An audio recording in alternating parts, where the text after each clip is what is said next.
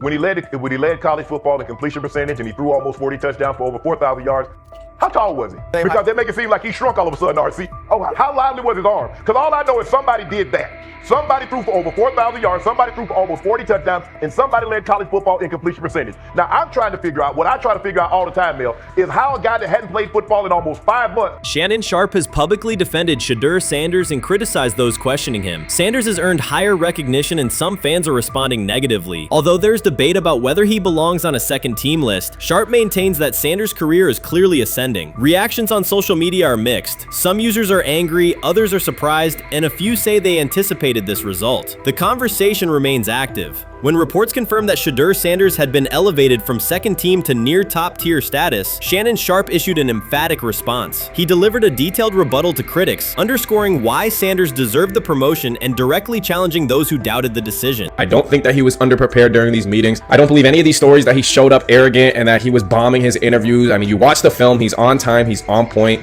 You watch his interviews, he answers like a 10-year NFL veteran. Like, he's clearly dominating OTAs. It's every single day there's a new report of how well he's doing for the Browns in OTAs. And I mean, you can say what you want, it's just OTAs. Okay, if that's your new narrative, then he's doing exactly what he needs to be doing. He's on point, he's on time, he's getting the respect of his teammates, and he's making plays. So we're gonna see years down the line, something's gonna come out that I don't know what exactly it was, but something will come out. Critics have been waiting for an opportunity to dismiss Sanders. They labeled him overrated, accused him of benefiting from nepotism, and claimed his profile came only from his last name and polished image. Within their own echo chamber, they cited every game in which he fell short of huge passing numbers as validation of their doubts. Since Sanders has begun receiving formal recognition, criticism has escalated. A wave of self-appointed analysts is dissecting his throwing mechanics and team role, and many online commentators now argue that his promotion reflects deeper problems within the sport. Shannon Sharpe rejected each criticism directed at Shedeur Sanders. During the broadcast, he turned a routine segment into a detailed examination, acting as presenter, interrogator, and fact-checker. Sharpe walked viewers through game film, season statistics, and scouting reports to show why Sanders merited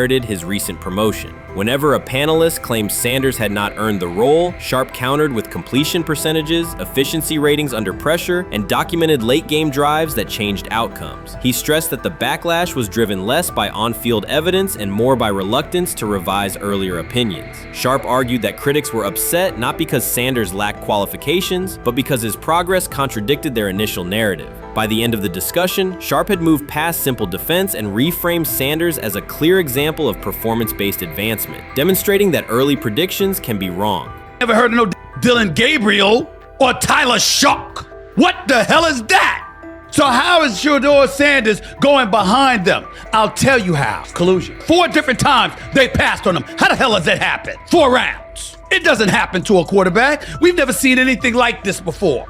Shedeur Sanders with the watch. Shedeur Sanders with his bravado. Shedeur Sanders with this supposed arrogance or whatever. Shedeur Sanders' advancement did not happen by chance. While detractors questioned his resume online, he continued to prepare, attend every practice, and deliver accurate throws under pressure. The contrast between his output and the complaints directed at him has been stark. Some critics even argued the selection committee was, quote, biased toward performance, as if rewarding strong play were improper. Rumors quickly followed. Certain commentators speculated that a public relations push from the Sanders family must have influenced voters, suggesting everything from coordinated media strategies to alleged favors for coaches. None of these theories addresses the basic point. Sanders earned his promotion through consistent production, poise in the pocket, precise ball placement, and efficient decision-making. Shannon Sharpe highlighted these facts during his response. He noted that Sanders' performance metrics justify the recognition and emphasize that resistance to the move stems more from prior prejudice than from substantive evaluation. For Sharpe, the goal was clear: present the data, challenge unfounded claims, and correct the narrative. The discussion therefore became a broader statement about acknowledging merit and abandoning outdated assumption. Colin Cowherd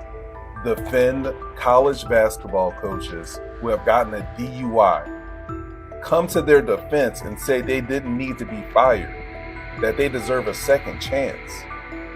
But Shedeur Sanders drives 40 miles over the speed limit, gets a one-on-one ticket, and Colin Cowherd comes on his show today and says he's out on Shedeur Sanders. He's seen enough. He can't support him anymore. He can't be in the Shedeur Sanders camp. because of their speeding ticket. Shannon Sharpe addressed commentators who portray constant doubt as expertise. Those who discount strong performances with "we'll see" but declare bust after a single mistake. He noted their belief that progress only counts if an athlete visibly struggles. Sharpe's response was methodical rather than emotional. He presented evidence, cited statistics, and calmly refuted each claim. Following his remarks, several critics began revising or deleting earlier posts, recasting themselves as longtime supporters of Shedeur Sanders despite having questioned him for months. Sharpe insists on accountability, naming specific individuals and dates while requesting public acknowledgement of prior errors. He argues that analysts cannot spend months undermining a player's potential and then quietly adopt a supportive stance once the athlete succeeds. These are serious, big-time, top-of-the-line playmakers that they have. If you can go 45-42 in the fourth quarter because your quarterback set the school record with 510 yards passing. He was flawless. Shedeur is big time. I didn't know for sure, will it translate to the next level of competition? Yes, it might translate to the next level of competition as he can play. Critics who once claimed Shedeur Sanders was unprepared now hesitate to acknowledge their mistake. They resist retracting earlier comments and struggle to accept that an athlete can succeed without their approval. Sanders continues to share practice clips and game highlights without engaging the debate, while Shannon Sharpe documents every dismissive remark, ready to revisit them on national television. The disapproval did not slow Sanders. It underscored his progress and exposed the gap between perception and performance. As a result, the conversation has shifted. Analysts who doubted him now describe him as undervalued and publish detailed evaluations of his mechanics and game management, suggesting long-standing familiarity with his career. In a matter of weeks, critics have recast themselves as advocates, demonstrating how quickly opinion can change when consistent results leave little room for doubt. Shannon Sharpe signaled that his commentary is not over. He considers Sanders' advancement a positive outcome for every athlete who has been overlooked or criticized for having confidence. Sharpe stressed that analysts do not have the authority to determine who deserves recognition based on personal preference. The reaction to Sanders' promotion, he argued, revealed how quickly opinions can shift once results are undeniable. Sharpe pointed out that many vocal critics became quiet when confronted with objective performance data. This exchange, Sharpe insisted, reached beyond defending a single quarterback. It challenged the practice of dismissing achievements that do not fit familiar narratives. He reminded viewers that success does not require external approval and that consistent talent will surface despite online commentary intended to minimize it. While critics reconsider their positions, Sharpe remains steady, assigning credit to the athlete and allowing the scoreboard to confirm the argument. In his view, the statistics speak clearly enough. Sharpe also emphasized that the intensity of the backlash must be placed in context. College football is a volatile environment where unexpected outcomes are common. Therefore, declaring failure based on incomplete evidence only weakens the credibility of sports analysis. The discussion underscored the need for measured evaluation rather than reactive judgment. Dak Jackson and him and everybody else that we talked to have said that Shedeur looks good. He looks really good. Yes. He looks better. And we got Zach that say Deion Gabriel ain't even an NFL quarterback. It's true. So how is it that this man can't get a rep with the ones, but that non-NFL quarterback can? We all what agree with sense that. does that make? Some observers now claim that recognizing Shedeur Sanders' strong performance undermines football's traditional standards, even though they previously argued he received coverage only because of his father. Faced with Sanders' current statistics, those critics are searching for explanations that fit their earlier narrative. The data have always been clear. Their earlier objections ignored that fact. Shannon Sharpe is openly highlighting this reversal, comparing past negative remarks with Sanders' recent 400-yard games to demonstrate the gap between criticism and evidence. Sharpe did not force these commentators to backtrack. He simply displayed their earlier claims alongside Sanders' results, allowing the contrast to speak for itself.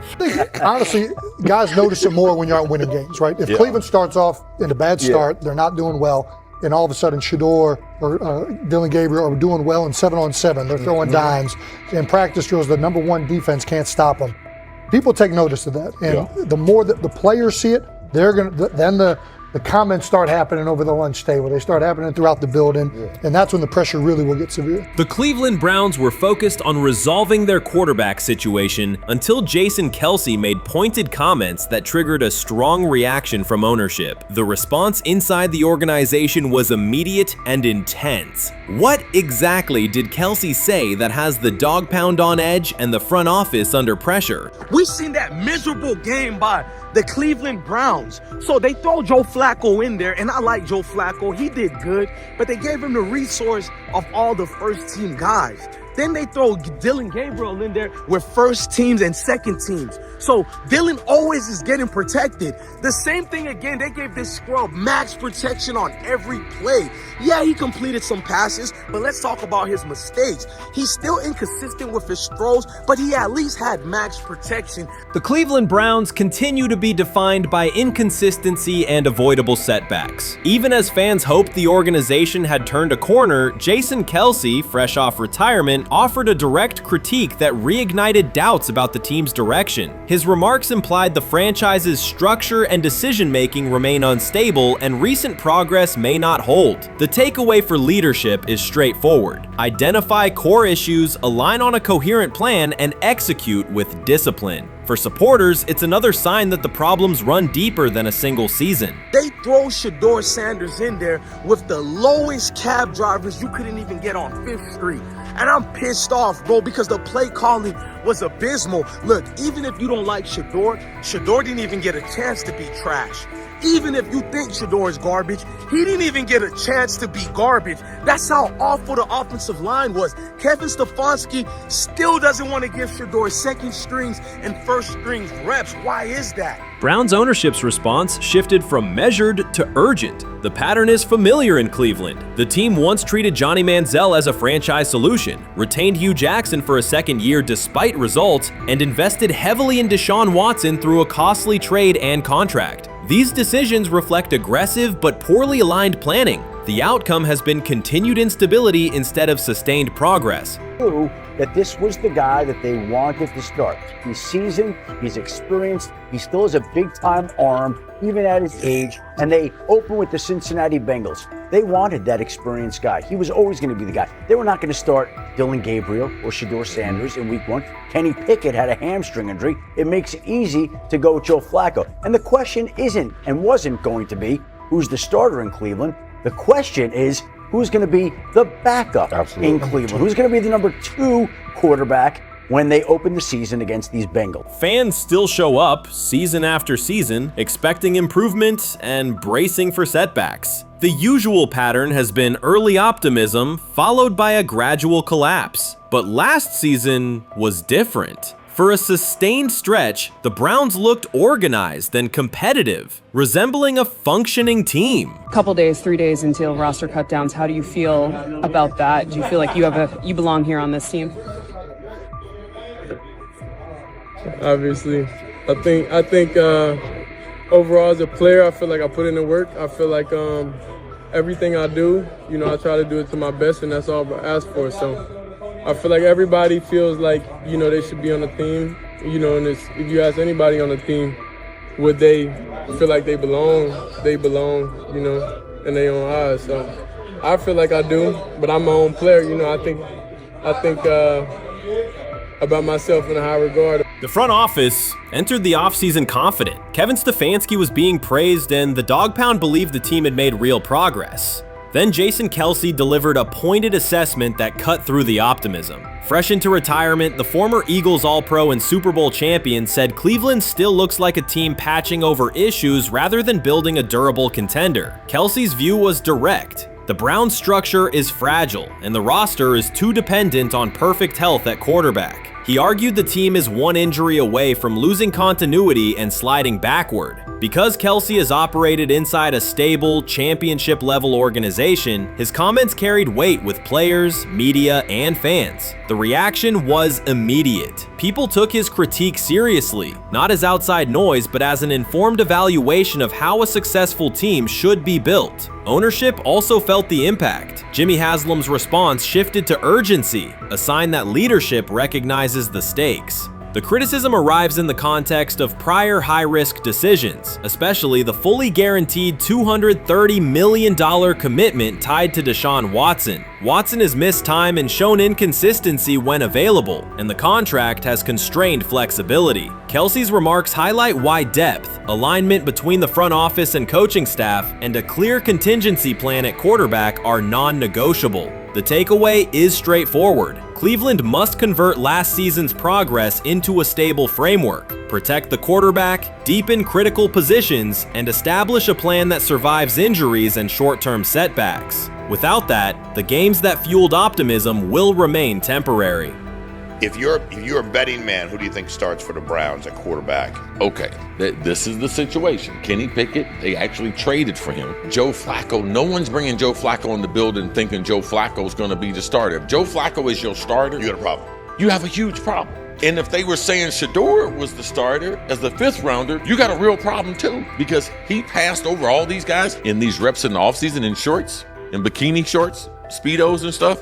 Like, no. That kind of stuff. So I'm not that surprised. When you put down a 3rd round pick on a quarterback, you do believe he has a certain skill set. Jason Kelce stated the obvious. Cleveland committed to a quarterback who hasn't played at an elite level in years, and Joe Flacco's playoff run didn't change the long-term outlook. Ownership appeared more upset that the criticism was public than by the substance of the critique. Many fans agreed. They've seen this pattern before. Rosters age, injuries are inevitable, and when a single contract dominates the cap, one setback at quarterback can undermine the entire season. Kelce's broader point was about structure. The Browns prioritized the high-cost, uncertain starter over depth and contingency. The late-season surge masked issues that remain: limited cap flexibility, thin depth at key positions, and an offense that lacks a credible Plan B. Fans recognize how quickly a strong defense can decline with injuries, and how an offense without redundancy stalls. The AFC North raises the stakes. Baltimore with Lamar Jackson sustains a top standard. Cincinnati with Joe Burrow returns to contention when healthy. Pittsburgh rarely slips below .500 under Mike Tomlin and wins with defense and consistency. In that environment, Cleveland can't rely on perfect health or peak form from one player. The path forward is clear. Diversify cap allocation, reinforce the offensive line and receiver depth, carry a legitimate backup plan at quarterback, and install a scheme that functions regardless of who is under center.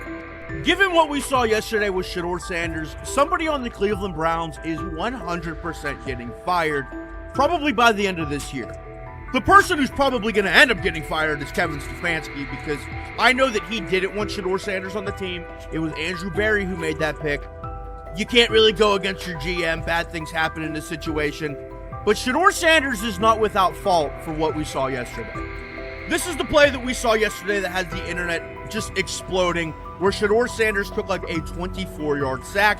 Half of the internet is saying that this is all Kevin Stefanski's fault. Cleveland showed progress last season, but the underlying concerns remain. Jason Kelce highlighted them directly. The Browns' long-term plan is fragile, cap-constrained, and overly dependent on perfect health at quarterback. His comments focused attention on structural issues, roster depth, continuity in coaching, and a sustainable offensive approach, rather than a single hot streak. That criticism resonated because it reflected what many around the league already see. Ownership's reaction underscored the sensitivity. Jimmy Haslam has presided over frequent coaching and quarterback changes, and external scrutiny carries weight when it comes from a respected veteran with championship experience. Kelce's remarks reinforce that last year's Joe Flacco stretch was a short-term solution, not a foundation. The team still needs a durable plan that can withstand injuries and inconsistency. The practical takeaway is clear: stabilize the system, diversify cap usage, and build depth at key positions so the offense functions regardless of who is under center. That includes a coherent development pathway for younger talent such as Shedeur Sanders, with defined practice reps, protection, and scheme alignment. Kelce didn't say anything outrageous. He articulated the gap between a brief surge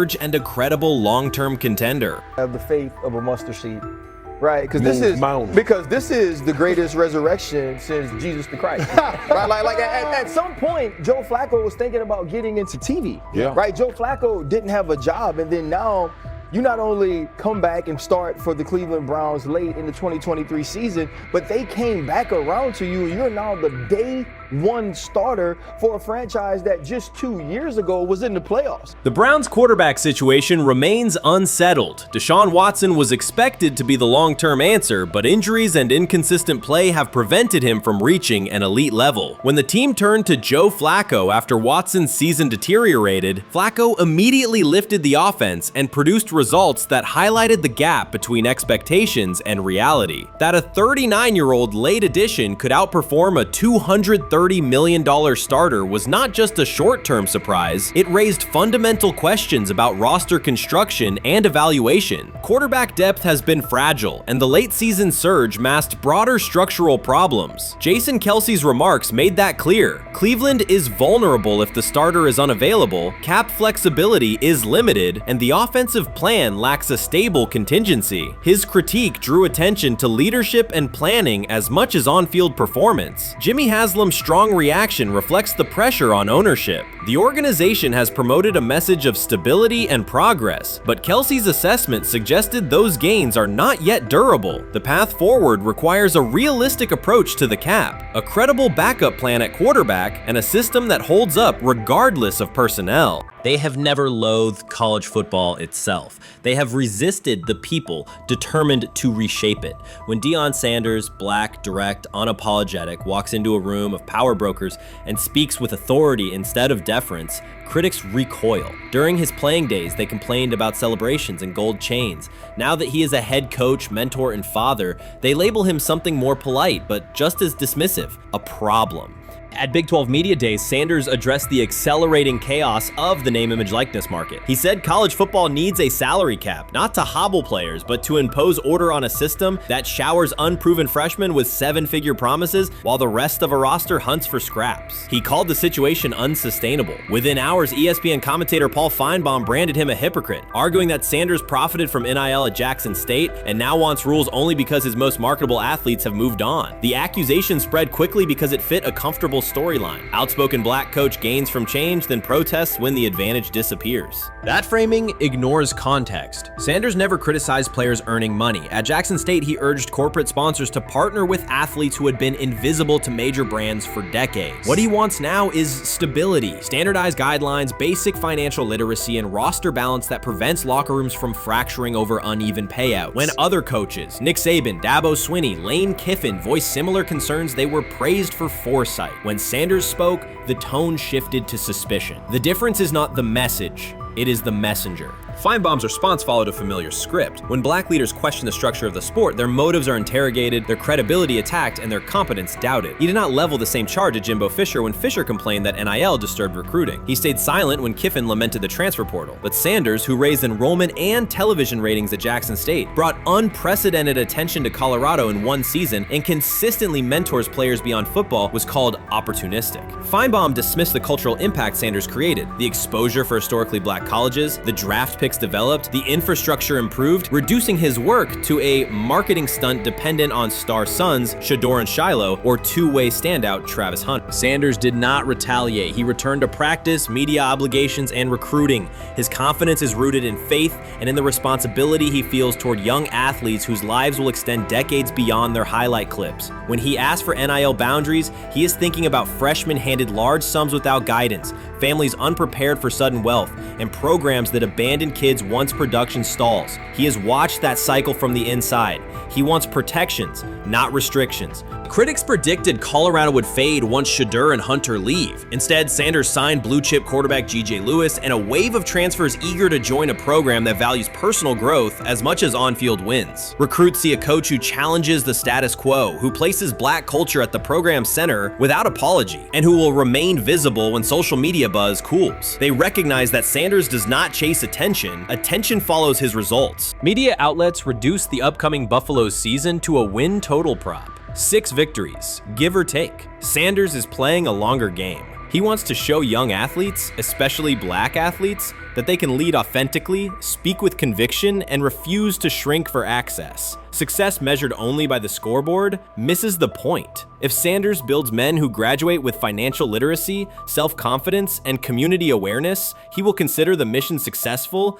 even if Colorado finishes with 5 wins instead of 10. None of that registers with commentators invested in an older hierarchy. For them, leadership should remain predictable, reserved posture, muted tone, minimal cultural expression. Sanders contradicts that image. The possibility that his methods could spread to other coaches, to other programs, threatens a model that has kept decision-making and revenue streams concentrated for generations. So the debate is not about hypocrisy or payroll ceilings. It is about control of the narrative and who is deemed qualified to write it. Sanders refuses to surrender that authority. He knows order is necessary. He also knows whose voices have been ignored whenever real reform is discussed. By speaking plainly, he forces television panels, athletic directors, and conference commissioners to confront issues they would rather defer: financial education, equitable resource distribution, and consistent national standards. Whether Colorado exceeds betting lines this fall will not change the trajectory Sanders has already set. He made Boulder relevant, energized recruiting beyond traditional power corridors, and broadened college football's cultural reach. That influence will persist long after social media debates cool. If his call for NIL structure eventually becomes policy, as the NCAA and Congress now contemplate, Feinbaum's soundbite will fade, while Sanders' imprint endures. In the end, accusations of hypocrisy say more about the accuser than the coach. Sanders has remained consistent: empower athletes, hold adults accountable, and inject stability before unchecked money corrodes the locker room. The people who stand to lose clout in that environment prefer the chaos they can manipulate. Sanders prefers a system that nurtures the players who make the sport worth watching. His advocacy is rooted in experience, not self-interest, and his critics will have to decide whether to engage with that reality or keep shouting from the sidelines.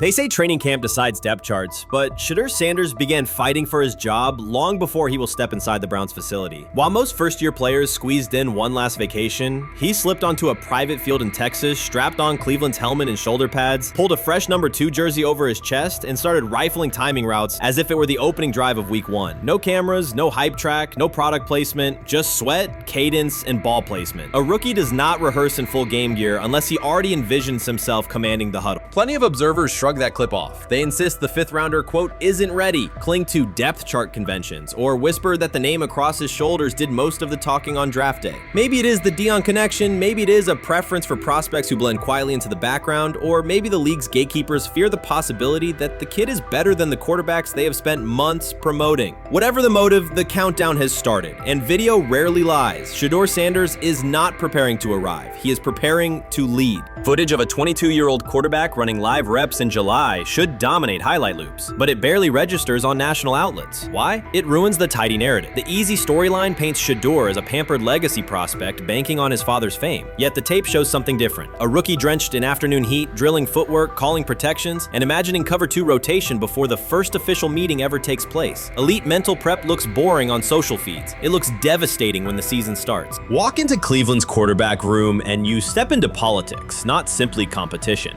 Joe Flacco, a Super Bowl MVP in decline, carries institutional trust. Kenny Pickett, rescued from Pittsburgh's reset, carries hometown intrigue. Dillon Gabriel, the 3rd-round system fit, carries draft capital the staff must justify. And then there's Shedeur, the lightning rod whose presence alone spotlights every bias in the evaluation process. Coaches frame it neatly. Rookies must wait their turn. The truth is less polite. Practice snaps are currency. Perception is elastic, and early allocations already favor Pickett and Flacco. It is the oldest playbook in the league. Lock vets into the headline roles before pads even crack. Then let repetition shape reality. Sanders refuses to cooperate. He is not a 4th-string camp arm. He has engineered game-winning drives under national scrutiny, operated against live blitz looks most prospects never face, and more than any quarterback in the room, documented his own off-season obsession. No social media rollout, no brand consultant, just pads, cleats, and an unlit practice field. If his last name were Smith, pundits would label him the sleeper of camp. Instead, politics trails every throw. Training camp rotations expose organizational intent. Beat writer Fred Greetham already reports that Pickett and Flacco will open with first-team reps when veterans report July 23rd. Gabriel grabs the developmental snaps, leaving Sanders the leftovers. That isn't performance-based, it's narrative-safe. Gabriel doesn't threaten hierarchy, Sanders bends gravity. Watch the details. Does Shedeur steal 11-on-11 snaps with the 2s? Does he run red zone installs or 2-minute drills? If he does, coaches are admitting he is forcing his way in. If he doesn't, they are postponing the inevitable. Either way, the private field reps have sharpened his timing and condensed his release. He is not hoping for an opportunity, he is prepared to seize one the instant it appears. Cleveland's joint practices amplify that tension.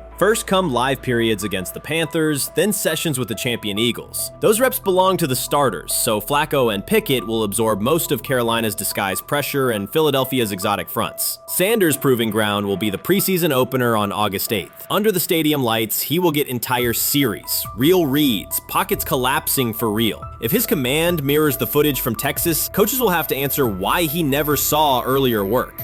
Reps are scarce. 10 padded practices separate veteran arrival from game 1. Even an even split, something that never happens, would hardly suffice. Instead, the staff will funnel snaps toward the comfortable choices. That strategy can bury a rookie, but it can also spark an eruption when limited opportunities turn into highlight drives. One flawless touchdown march in the second half of a preseason game, and the dog pound will chant his name. Then the staff's narrative control evaporates. Criticism of Sanders has never matched the scrutiny applied to his peers. Analysts nitpick a ball pat, a foot angle, a pump fake, Pickett's inconsistency, Flacco's diminishing velocity, Gabriel's college system crutches. Discuss politely, if at all. With Shedeur, the critiques arrive as coded doubts. Does he rely on the family brand? Is he coachable? Can he stay humble? That double standard is as old as the league's resistance to outspoken black quarterbacks. Add Deion's unapologetic persona, and each Sanders rep becomes a referendum on establishment comfort levels. Shedeur answers not with rebuttals, but with work. Work captured in silent footage more deafening than any debate show monologue. Quarterback drama masks broader roster cracks. The Browns receiver group is crowded yet unproven. The safety room failed to create turnovers a year ago. Interior defensive linemen are still rehabbing, and the offensive line must retool on the fly. Which quarterback can navigate that turbulence? Flacco's pocket mobility is limited. Pickett's confidence remains fragile. Gabriel is months away from processing NFL disguises. Sanders, forged by perpetual doubt, offers poise under chaos and meticulous preparation, a combination this franchise has lacked since, well, almost forever. Forget politics, depth chart etiquette, and recycled sound bites about developmental timelines. The only metric that counts now is who did the work. Sanders pounding through full gear scripts in late June is not vanity, it's vision. While the league sleeps, he refines his drop steps. While media speculate, he rehearses third down checks. He has already decided what he is. The organization must decide if it can recognize it in time. The preseason will provide the answer. Live bullets, real blitzes, stadium noise. When those throws leave his hand under pressure, no one will discuss ball pats or surnames. They will ask how a quarterback this prepared slipped to round 5. And if the performance matches the preparation, excuses about lack of reps will dissolve. It will be production against perception, and Shedeur Sanders has been producing where no one could see. Ready is the wrong word. He has been ready. Rich Eisen addressed the armchair analysts and online critics head on. Shedeur Sanders just received his opportunity, and the backlash arrived immediately. Eisen responded with a clear point-by-point case explaining why the criticism misses the mark. If you thought Shedeur's rise was rapid, Eisen's analysis puts it in proper context. Here's what he laid out on air. Already speaking in Cleveland high schools. Weekend after, flying out immediately to get to work. But his character's terrible, right? You know, and listen, oh, he interviewed bad, you know. According to who? The New York Giants? No offense, Bert. The same New York Giants that gave Daniel Jones a huge contract and let Saquon Barkley out the door. That's the intel we're trusting here? That was for him to celebrate. He just made, I mean, look, he put in work in college. He had the privilege of being coached by his father. Which we all would love and choose. Turned around not one, but 2 programs in college football. And then literally for any athlete, being drafted at the highest level is a success story in itself. Rich Eisen delivered a direct response to the critics. He addressed the online claims reducing Shedeur Sanders to Deion Sanders' son instead of evaluating him as a quarterback on merit. Eisen challenged those assumptions and refocused the discussion on performance, preparation, and opportunity. Say Kenny Pickett had strained his hamstring. Shedeur, they say his first day in pads, 9 for 9, 2 touchdowns, no interceptions. Really was just hating on this young guy. Within minutes, Rich Eisen delivered a structured breakdown, addressing each claim with evidence and dismantling weak narratives through clear analysis. He replaced speculation with data and kept the focus on what matters: decision-making, accuracy, leadership, preparation, and game management. The reality is simple. Shedeur Sanders was not given this opportunity. He earned it through performance and consistency against real competition. He accepted the role, met the standard, and handled the moment with professionalism and urgency. No shortcuts, no favors, just results and readiness. Eisen's point was direct. Evaluate Shedeur on his work, not assumptions, and acknowledge that he has justified the opportunity on the field. I've done it at 2 locations already. So it's simple. So that's why when people say I'm not, one of the top quarterbacks or the top quarterback, is what are y'all going based off of? Because I did it year after year after year, and you see the progression. So it's like, obviously, it got to be some type of external hate that you have for the family, for the last name, for anything, because I know I proved myself. While many were still debating whether he was NFL ready, Shedeur Sanders stepped onto the practice field and operated like a clear QB1, setting protections, controlling tempo, and executing the plan. The narrative that he is just flash, media attention, or his father's influence does not hold up against his work in installs, progressions, and situational drills. What he showed was composure, efficiency, and command of the offense. He processed quickly, protected the football, and delivered on-time throws, demonstrating preparation and control. I'm a firm believer. If I wanted Shedeur Sanders at 2, at worst at 33, of course I already think that he's better than other quarterbacks. Because that's the type of talent, that's where I would have picked him at. And if he was at 2 or 33, and he still had this same exact skill set, we would be talking about him starting and playing. Right. Well, there'd only be 3 quarterbacks. It'd be 3 quarterbacks, not 4. Not 4, yeah. But since he moved to the 5th round, that's cool. They might have to go along with it. But to me, I think if you ask who got the best tools, I'm going with Shedeur Sanders. From the first day of camp, he was not there to get by. He arrived to lead. There was no hesitation in installs, no lapses in fundamentals, just precise timing, clean footwork, and consistent velocity to every level of the field. He managed protections, controlled cadence, and delivered in situational work, showing command rather than learning on the fly. The approach was efficient and disciplined, with attention to detail and progressions and ball placement that reflected preparation, not improvisation. At the same time, Rich Eisen addressed the narrative directly and backed it with evidence. He laid out clips, context, and performance markers to cut through speculation. Eisen emphasized that Shedeur Sanders did not step into this moment because of publicity. He built toward it through sustained work, resilience, and results. The background, media readiness, high football IQ, and a professional approach was developed over years, not days, and it translated to immediate operational control of the offense. The resistance came from familiar places. Some in the traditional guard still framed mobile quarterbacks as limited and expected the nepotism label to define him. That view did not hold up against what was on the field. Composure under pressure, secure decision-making, accurate throws into tight windows, and consistent execution in red zone and 2-minute sequences. Eisen's point was clear. Evaluate Shedeur Sanders on performance and readiness. The evidence shows he earned the opportunity and is meeting the standard with accountability and consistency. Yeah, teams didn't draft him because they didn't think he was first-round talent. And the quote we played and that's on the screen, I think is flatly wrong. We all know this shouldn't have happened. Yes, it should have.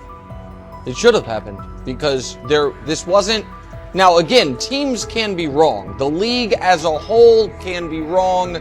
Hell, the Baltimore Ravens drafted a 25-year-old tight end before they drafted Lamar Jackson in the same draft. The die is not cast on who Shedeur Sanders. He stated it plainly. This is not a celebrity appearance. This is a quarterback with pocket presence, leadership, and decision-making that stands on its own. You either show it or you settle into a backup role. Shedeur Sanders is not auditioning. He is establishing himself as the starter. When the opportunity arrived, whether through injury, trade, or depth chart changes, Shedeur was prepared and delivered. He did not hesitate. He executed the offense and finished drives. As others tried to catch up to what they were seeing, Rich Eisen reinforced the same message he has been repeating. Evaluate the work. Camp reports have been consistently positive, but the important shift is how the performance is being received. Casual attendees who came to observe left talking about Shedeur's command and poise. Detailed observers focused on his pre-snap reads, protection checks, and audibles, highlighting the mechanics, timing, and ball placement that support efficient, controlled play. Many observers declared Deion Sanders was finished. They argued that his public style attracted unnecessary attention, that his health had deteriorated too far, and that his coaching career was approaching an abrupt conclusion. They misread his resolve. When speculation intensified, Sanders did not schedule a press conference or issue a formal statement. Instead, he released a short video recorded at his Texas home, walking alongside recording artist Lil Wayne. The footage established 2 facts. Although Sanders still walks with a limp, he remains active, and he intends to return to the sideline.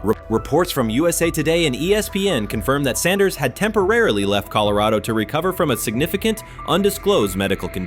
He lost 14 pounds and missed several summer practices, leading to widespread debate about his future. Unofficial sources suggested complications related to previous blood clot issues, but no official diagnosis was provided. Throughout Sanders' absence, numerous media outlets framed his situation in crisis language, frequently questioning whether he would coach again. By comparison, when coaches such as Lincoln Riley paused their duties for health or family reasons, coverage emphasized understanding and patience, an imbalance that reflects a common difference in how high-profile black coaches are treated. Sanders' silence was not a retreat, it was a period of recovery. During rehabilitation, he relied on family, faith, and trusted colleagues, yet stayed connected to his program through brief online updates. The video with Lil Wayne demonstrated that he retained strong support from influential friends, countering narratives that portrayed him as isolated or on the verge of retirement. The visual evidence showed that his setback is temporary, and that he remains determined to lead Colorado into the forthcoming season. Since accepting the Colorado position, Sanders has dramatically elevated the program's national standing. He first drew national attention to Jackson State and the broader HBCU football landscape, then moved to Boulder and transformed a one-win team into a central storyline in college athletics. His approach, combining hip-hop culture, direct communication, and open expressions of faith, has challenged conventional expectations for head coach behavior. Each step forward has been met with heightened scrutiny. His time at Jackson State was labeled a publicity stunt, his departure for Colorado was framed as abandoning HBCU culture, and his social media presence has been cast as distraction from traditional coaching responsibility. Critics often magnify Sanders' missteps and question his motives, while comparable actions by other coaches receive neutral or sympathetic coverage. Showings of enthusiasm from Brett Favre and disciplinary intensity from Nick Saban are celebrated as competitive passion, yet Sanders' displays of confidence are frequently labeled arrogance. The discrepancy illustrates deeper biases rather than differences in performance. Sanders' success challenges entrenched expectations of how a college football leader should look, speak, and act, especially a black coach who refuses to downplay his identity.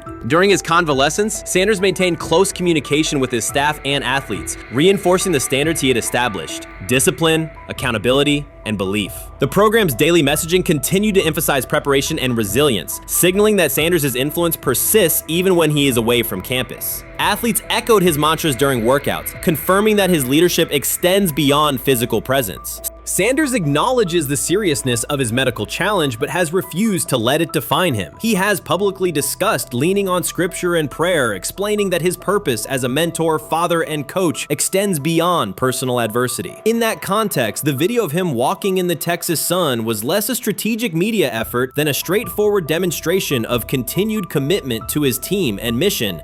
Colorado still requires Sanders' vision. Prior to his arrival, attendance was low, national media attention was minimal, and recruiting momentum had stalled. Sanders' leadership brought renewed energy, authentic identity, and higher standards of accountability. Players who previously lacked representation in college football leadership found a coach who shares, affirms, and elevates their cultural background. Sanders supplements conventional coaching priorities, scheme, fundamentals, and execution with empowerment initiatives that cultivate self-confidence and authenticity. As preseason camp approaches, Sanders intends to resume full involvement, even if medical recovery remains ongoing. His presence is expected to restore on-site leadership, stabilize the locker room, and direct media coverage toward on-field progress. For Sanders, the objective extends beyond compiling wins. It includes completing a cultural transformation that expands how success and leadership are defined in modern college football. Those who predict his decline overlook the underlying traits, faith, perseverance, and purpose that have supported Sanders throughout his career. Doubts, rumors, and disproportionate scrutiny have followed him from playing days into coaching, and he has consistently responded with results. His current health setback is another obstacle, not a conclusion. The broader initiative he leads, centered on authenticity, opportunity, and high standards, continues. When Sanders returns to the sideline, it will mark the next stage of a movement he has guided from Jackson State to Boulder. The recent period of quiet has been strategic rather than passive. Instead of defending himself in daily briefings, Sanders focused on rehabilitation, remote program oversight, and family support. Each brief social media message reinforced a consistent theme: faith and preparation. He has articulated gratitude for medical professionals and has reiterated that his mission at Colorado is unfinished. His public references to scripture have been direct but measured, aligning with his long-standing practice of integrating faith into leadership. By walking through his ranch with Lil Wayne, Sanders signaled continuity. The clip underscored that influential supporters remain engaged, that Sanders' broader network values his vision, and that he remains capable of navigating physical challenges. The visible limp was not evidence of imminent retirement. Rather, it documented the reality of ongoing recovery and the resilience with which he approaches each obstacle. Colorado's athletic administration and football staff continue to affirm Sanders' program direction.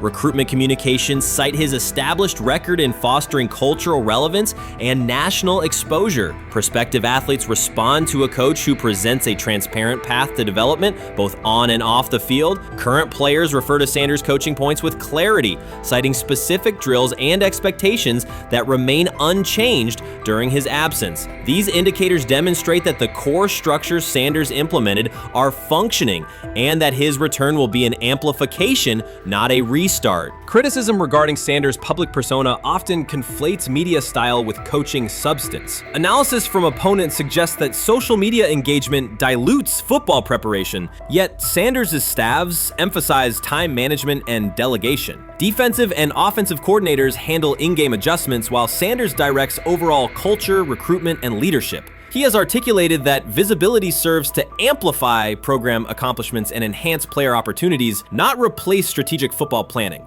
Some commentary has attempted to reframe Sanders' health issue as evidence that his coaching model is unsustainable. The argument ignores the documented health challenges faced by numerous coaches across levels of competition. For example, college coaches recovering from heart procedures or joint replacements have returned to successful seasons after appropriate medical clearance. Sanders' case follows a comparable trajectory. Medical complications require temporary separation, structured rehabilitation is prioritized, and a managed return is planned. Institutional medical protocols at Colorado dictate clearance requirements. Sanders will meet those before resuming full sideline duties. Colorado's players have expressed public confidence in Sanders' eventual return, citing regular virtual check-ins and continued accountability. Several athletes noted that positional meetings included recorded messages from Sanders reinforcing tactical goals and personal discipline. These details confirm that Sanders has remained actively engaged, albeit remotely, and that team culture remains aligned with his principles. Looking ahead, Colorado's schedule will attract national attention, both for on-field competitiveness and the storyline of Sanders' comeback. Analysts will evaluate how quickly he reestablishes day-to-day rhythm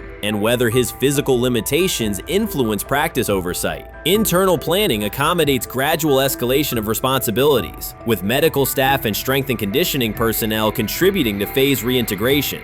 The broader significance of Sanders' return extends beyond Colorado. His visibility continues to challenge prevailing narratives about leadership styles and pathways in college athletics. By prioritizing authenticity, open articulation of faith, and cultural expression, Sanders offers a contrasting template to more conventional models. His eventual recovery and sideline presence will reinforce the argument that diverse leadership profiles can succeed in elite collegiate competition. In summary, rumors of Deion Sanders' coaching demise were premature. Verified reports confirm a substantial but temporary medical setback. He used the time away to focus on health, sustain program engagement, and rely on a support system anchored in family, friends, and faith. His recent public appearance demonstrated active recovery and reaffirmed his intention to resume leadership in Boulder. The forthcoming season will test Colorado on the field, but it will also underscore the durability of Sanders' vision, one that combines competitive ambition with cultural resonance. Observers who continue to question his longevity overlook the resilience and purpose that have defined his career. Sanders' return is imminent, and the movement he leads remains intact. While much of the NFL community attended the ESPYs in Los Angeles, Shedeur Sanders spent the day in Cleveland with families recovering from a residential explosion. He did not seek cameras or a red carpet appearance. He chose to be present in a neighborhood working through loss. Weeks earlier, an explosion at the Rainbow Terrace Apartments in the Garden Valley neighborhood displaced more than 100 residents. Local officials reported that 42 families were left without housing. A father suffered burns over most of his body and remained in a coma. His two young children were hospitalized in critical condition. The damage extended beyond structures. Families lost possessions, stability, and routine. Cleveland City Council member Richard A. Starr described the moment as a family fighting for its future. Outside of local reporting, national attention was limited. Sanders decided to go to the site, meet residents, and help organize a day focused on relief and connection.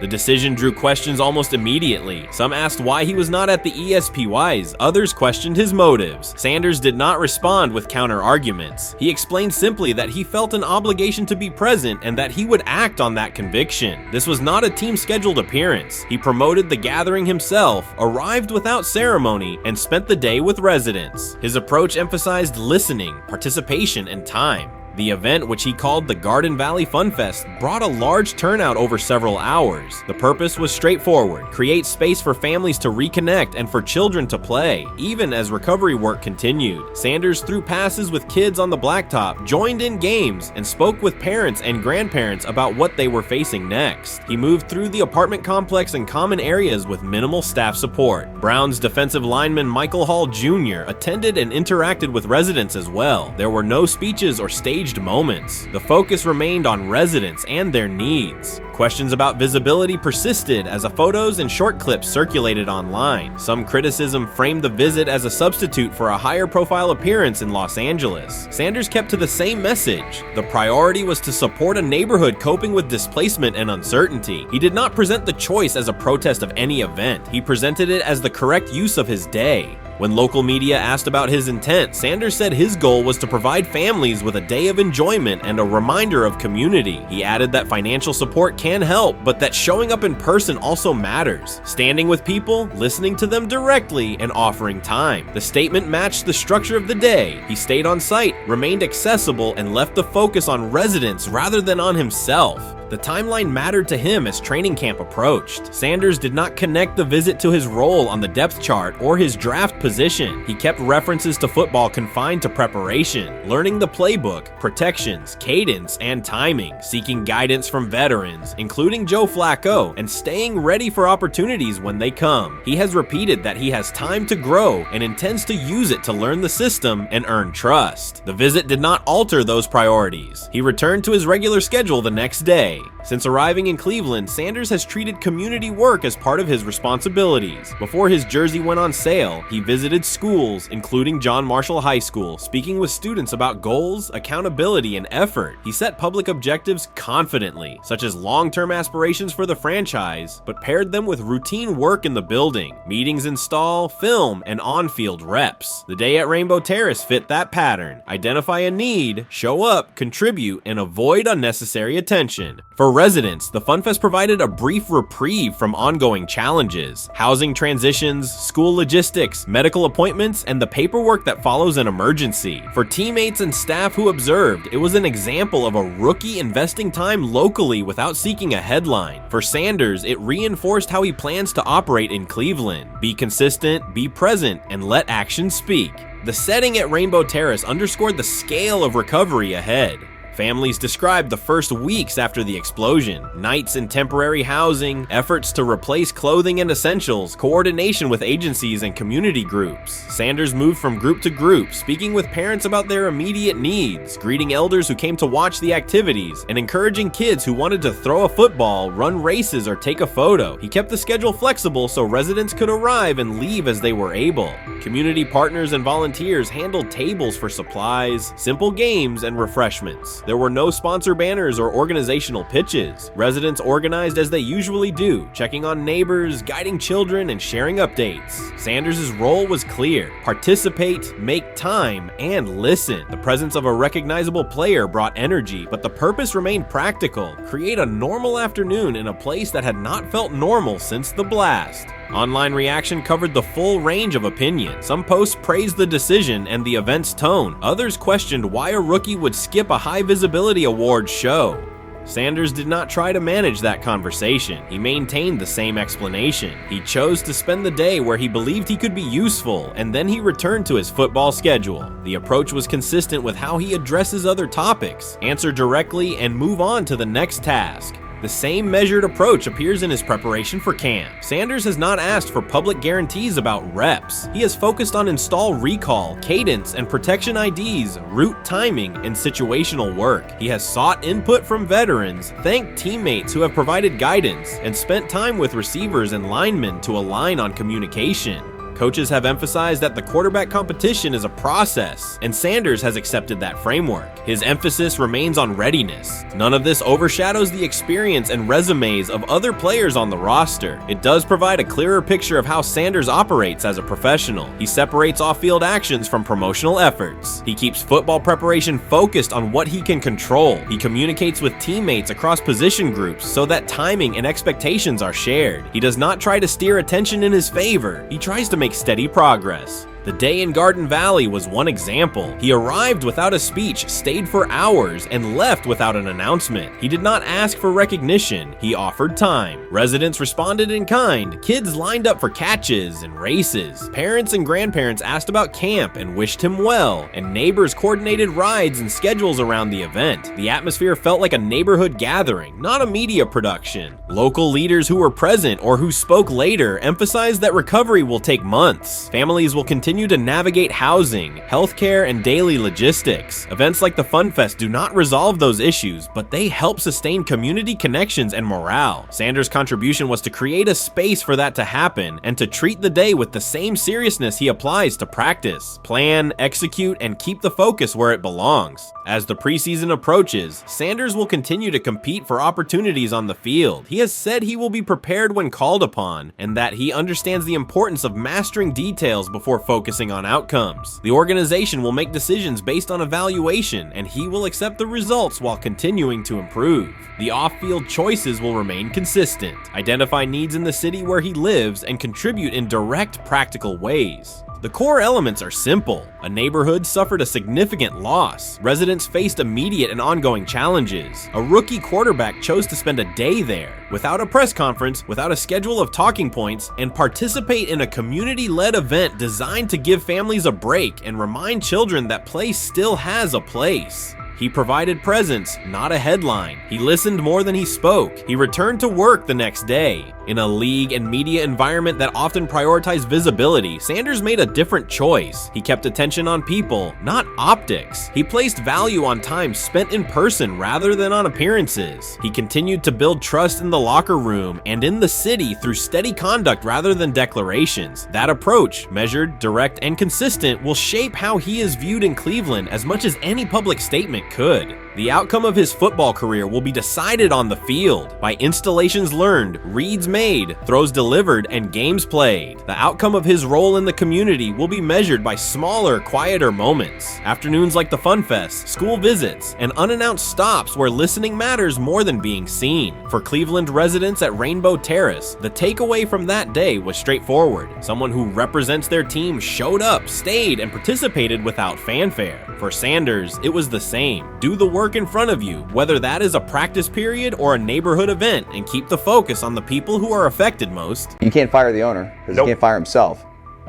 Yeah, someone's head's going to roll, unfortunately, in this situation, and it's probably Stefanski and Barry. I saw on The Athletic. I don't think that's fair, by the way. Stefanski, that part. I agree. I was saying the other day on my podcast that Barry should be fired. And I said I wouldn't fire Stefanski, but a couple of people made the point of saying, well, if you fire the GM, you got to give him a chance to hire his own coach, which is fair. That's true. So I would fire Barry. I would hire a new GM. If that GM thinks Kevin Stefanski's a good coach, wants to stick with him. The situation in Cleveland has escalated with the NFL. Sources indicate GM Andrew Barry is prepared to move on from head coach Kevin Stefanski if he refuses to elevate Shedeur Sanders. The Browns are weighing a major quarterback change. Leadership appears to be aligning behind Sanders and pushing for immediate action. This is a high-stakes decision about control and the team's direction. I think it's unfair for me to comment in I guess, maybe on behalf of the industry. All I can say is this, the time that we spent with Shedeur, and what he's done throughout his college career is impressive. He's an impressive young man. He's a really good quarterback. Sometimes, fit comes into play. And I'd also say this, there are 4 more rounds of the draft. And then maybe lastly, it's less about where you get picked and what you do after you get picked. That's really the most important thing. Getting to know him over the course of the spring, he has a ton of resolve. Andrew Barry appears to be at a breaking point. Pressure from fans and within the organization to play Shedeur Sanders is intensifying. Barry is pushing for a move towards Sanders, while head coach Kevin Stefanski remains cautious about altering the depth chart. The divide is clear. One side wants acceleration, the other a measured rollout. The organization is under heavy scrutiny, and the focus has shifted to when, not if, Sanders sees the field. Has the 4th highest odds of any head coach this season to be fired. He's clearly on the hot seat. It's been a discussion for really a couple years now, dating back to last season's 3-win season. And he's always had kind of hot and cold seasons. And now the sportsbooks are saying he's 4th on the list. Number 1 is Mike McDaniel of the Miami Dolphins, Brian Dable of the Giants at 2, Shane Steichen at 3, and there is Kevin Stefanski plus 650 to be fired. This has moved beyond tension to outright stubbornness. Rather than elevating Shedeur Sanders, the staff has chosen Dillon Gabriel. The current depth chart looks less like a forward plan and more like resistance to change. Fans have been clear about who they expect to see, yet the organization keeps delaying. Every week without a real evaluation of Sanders slows development and blurs accountability. Cleveland is choosing a conservative approach when a decisive decision is needed, sending a message of uncertainty to both the locker room and the city. Now being the 3rd string quarterback for the Cleveland Browns, was that so much was made out of unbelievable. He actually made the team as the 3rd string quarterback. Like that was a big deal. Like that was somewhat of a surprise to a lot of people. He should have been the first pick in the draft. Kevin Stefanski appears to be doubling down to validate his approach. Despite sustained demand from Browns fans to see Shedeur Sanders reflected in chants, merchandise, and constant discussion, he continues to keep Dillon Gabriel in front on the depth chart. The decision functions as an assertion of control rather than a response to momentum. Even with clear signals from the fan base, Stefanski is staying with Gabriel and delaying a full evaluation of Sanders. It is a deliberate choice to maintain his plan and pacing, not to accelerate change. Cleveland is prioritizing continuity over recalibration, keeping any transition to Sanders on hold. But yeah, I mean, the Browns are in a tough spot. They have wasted. You traded a ton of high draft capital to get Deshaun Watson. You've gotten nothing out of Deshaun Watson and missed an opportunity. Like, who knows who they would have drafted? Now, maybe they would have screwed up those picks and the Browns would still be in bad shape.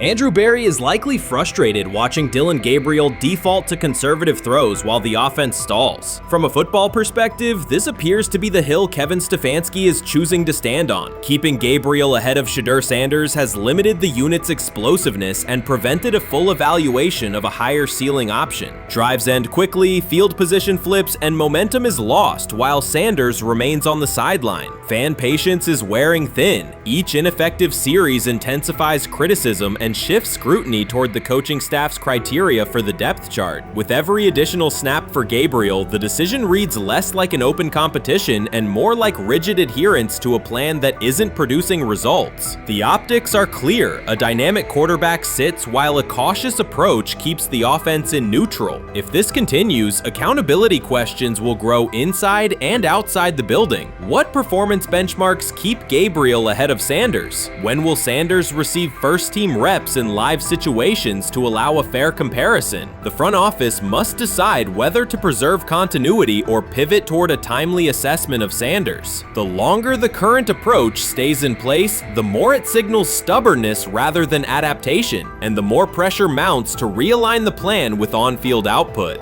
I honestly see it happening if the Browns lose a bunch of games. Like if they get 5 wins or less, I see the report coming out now that Stefanski will be fired. I don't want it to happen. I want the Browns to be good, win a bunch of games. I think that they're going to be a team that is slept on and can at least get 7 wins, which is why if they don't, I see Stefanski getting all the blame for that, and there'll be a new coach in Cleveland. Because their players, to me, are there once again. We've talked about the incredible rookie class. The approach in Cleveland lacks consistency. One week, Andrew Berry signals he wants Shedeur Sanders on the field. The next, Dillon Gabriel gets the reps and the plan stays conservative. Through it all, Kevin Stefanski shows limited urgency despite pressure on his job security. Fans are asking for an offense that can push the ball, change field position, and produce points. Instead, the unit leans on short throws and cautious sequencing. Gabriel's play keeps the ceiling low and momentum static, while a full evaluation of Sanders is postponed. The result is growing frustration and a clear disconnect between the front office, coaching staff, and expectations in the stadium. The NFL tried to teach him and his father a lesson. You don't act like that. You don't talk like that before a draft. We'll show you how our game is played. We will watch you plummet all the way. I think he would have gone undrafted except for that owner in Cleveland. And he is the key to everything because he is something of an against the grain maverick owner. He's kind of a wannabe Jerry. Fan speculation is growing. Some believe Kevin Stefanski lacks confidence in Shedeur Sanders. Others think he's prioritizing Dylan Gabriel for reasons unrelated to performance. A more extreme view claims Stefanski is manipulating outcomes to secure a buyout. Whatever the motive, the risk is clear. This approach is straining his relationship with GM Andrew Berry and alienating the fan base. Pressure is rising, Berry's patience is running out, and supporters have shifted from requests to demands. If the current plan continues, calls for a change in quarterback and accountability will intensify.